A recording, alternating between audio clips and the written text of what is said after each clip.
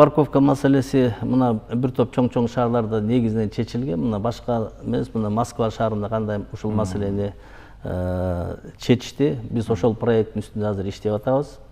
Бир-эки фирма азыркы кезде ушу электронный вариантка парковканы электронный вариантка өткөзүшү, баягы адамдык факторду исключать этүү, биринчиден коррупционный схеманы жоюу, экинчиден баягы тартипке салуу маселеси. Чынында эле биз канчалык көчөнү чоңойткон күндө дагы, эгер мүмкүнчүлүк болсо чоңойткон күндө дагы жолдун эки капталын тең парковаться этет.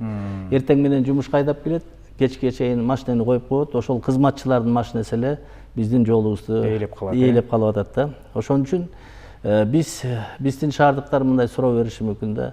Силер биринчи шаар общественный транспорт маселесин чечкиле, анан кийин ушундай шарттарды койгула деп. Биз ошон үчүн биз жана автобустар келгенче биз ушул проекттерди даярдап атабыз. Автобустар келгенден кийин биз шаардыктарга айтабыз. Мына сиздерге общественный транспорт маселесин чечтик, эми парковка маселесин киргизебиз. Себеби эртең менен жумушун айдап келип, кечке чейин коюп коет, ошол жерде бизде пробка түзүлүп атат. Биз канчалык жолду кеңейтпейин, ошол системаны биз азыр киргизебиз, электронный форматта болот. Парковка биринчиден бул биздин доходный частьти көбөйтөт, экинчиден жолдо турган пробка маселесин азайтат, үчүнчүдөн биздин экологияга да мунун тийиштүү маселе.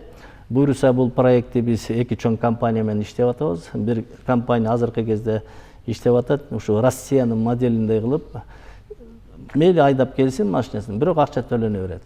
Автоматика электронный вариант эсептейт. Бир күндө эгер машинеси менен өзүнүн машинеси менен келе турган болсо, 1000 сом төлөй турган болсо, андан көрө такси менен же болбосо автобус менен келген выгодный кылгандай кылабыз. Биз баягы финансово экономический модели менен элдерди тартипке алып келебиз.